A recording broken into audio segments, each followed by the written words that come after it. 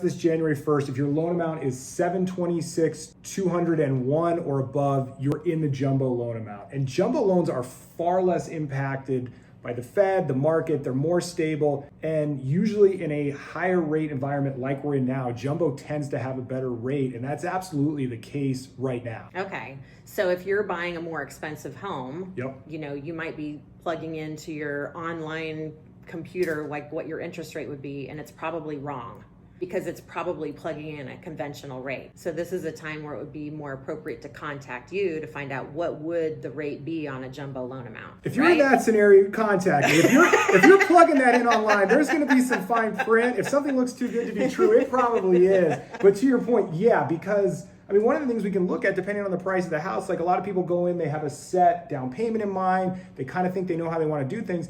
And sometimes there's an advantage to maybe actually borrowing more money, less money, whatever the case is. You may get a break in the interest rate, and that's definitely something that I will be aware of and be able to look at and help point you in the right direction. Like you were giving me an example of somebody that wanted a loan amount just over $1 million, got one rate, and they wanted a loan amount just under $1 million, and it was substantially better. I looked at one this morning. 80% put them at about $1,003,000. I dropped the loan amount to $999,999, and there was about a 0.5% break in the interest rate. Sometimes you see stuff like that. Sometimes just over 1.5 there's a break, sometimes just under $1 million. So these are the kind of things that I can look at and help point you in the right direction and possibly have significant savings. Yeah, and I think so many people, when they're thinking about buying, they do go to their computer and plug in the numbers into a mortgage calculator, and they think, oh, well, this is what it is. But they've really got to talk to you to determine what that rate really would be. And I think it's important too, like we always tell people, call your mortgage professional, call Jim and share what the rate would be. But rates change from day to day too. So if you call one lender one day and one lender the next, I hear it all the time, well, so-and-so was cheaper. Well, that day was cheaper.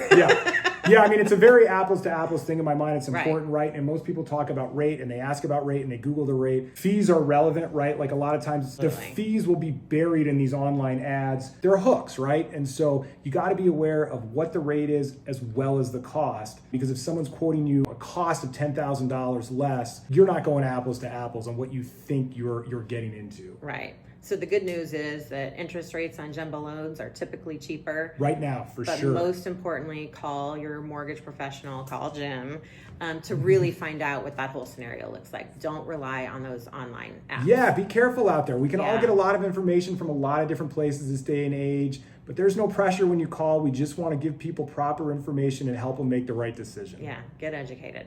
All right. For sure. Thanks, Jim. You bet.